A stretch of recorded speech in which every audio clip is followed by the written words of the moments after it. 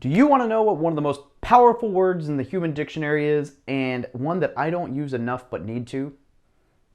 No. Not no, you don't want to know, but no. No is the word. No is so powerful, and you need to say it more. I know there's this movie, Yes Man, where he just says, yes to this, and yes to that, and yes, I'll do it. That's great, but that does not help you with your time. You need to be able to say no. When I first got out here in San Diego, it was like every single night I had an option to do dinner or to do this or whatever.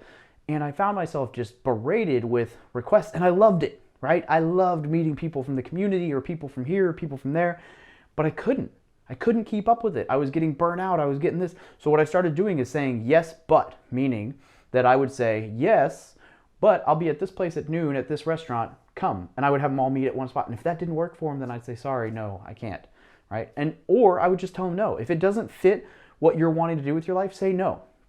I get emails every single day of people wanting to do this or people wanting to offer me this or whatever, like different suggestions, different offers, different topics. And if they don't help me meet my end goal, the things that I want to accomplish, nope, sorry, off to the next one. They just aren't what I'm looking for. And so you need to be okay with saying no to things that are not going to get you closer to where you want to go. If it's not going to help you move the needle, if it's not in line with your most important next steps, it's not going to help you be successful. So say no.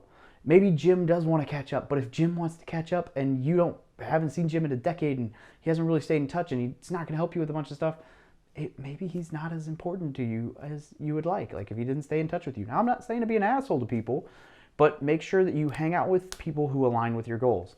Make sure you do things that align with your goals. Don't spend time on saying yes to all these opportunities that don't actually help you with anything. Say no to the crap that gets in your way. Say yes to opportunities that help, but don't say yes to opportunities that aren't really opportunities. Make sure you are comfortable with saying no. Now, no does not have to be an asshole move. No could be very eloquent. Tim Ferriss has a podcast episode that I recommend you check out where he talks about saying no. There's also one of the first episodes of the Bigger Pockets Business podcast where they talk about the art of saying no.